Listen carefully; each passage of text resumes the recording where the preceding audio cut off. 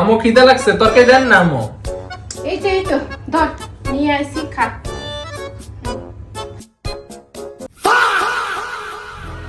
আরে এটা কি হলো?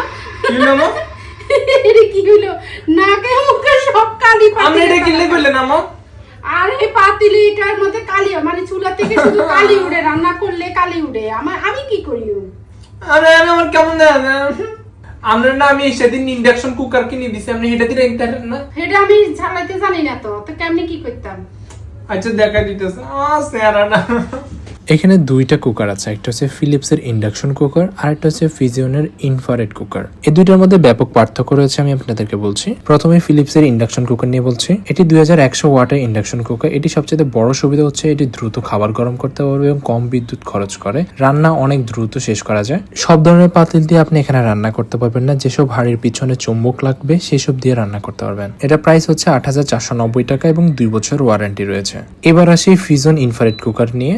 এটি 2200 ওয়াটের ইনফ্রারেড কুকার। এটা সবচেয়ে বড় সুবিধা হচ্ছে এখানে সব ধরনের পাতিল ব্যবহার করতে পারবেন, তবে এটি তুলনামূলক একটু বেশি বিদ্যুৎ ব্যবহার করে এবং রান্না শেষে এর গ্লাস টপ কিছুটা গরম থাকে, তাই ব্যবহার করার সময় একটু সতর্ক থাকতে হবে। এটা প্রাইস হচ্ছে 4439 টাকা এবং 2 বছরের ওয়ারেন্টি রয়েছে। ফিজন এন্ড ফিলিপস এর উপর চলতেছে up to 29% discount, official warranty, free delivery এবং অ্যাডিশনাল ভাউচার ডিসকাউন্ট রয়েছে। এই দুইটি প্রোডাক্টে আমি নিয়েছি দারাজের থেকে। আপনার যেটি পছন্দ আপনি নিয়ে নিতে পারবেন। আমি লিংক কমেন্টে দিয়ে রাখতেছি যাতে আপনি খুব ইজিলি সহজে কিনে নিতে পারবেন।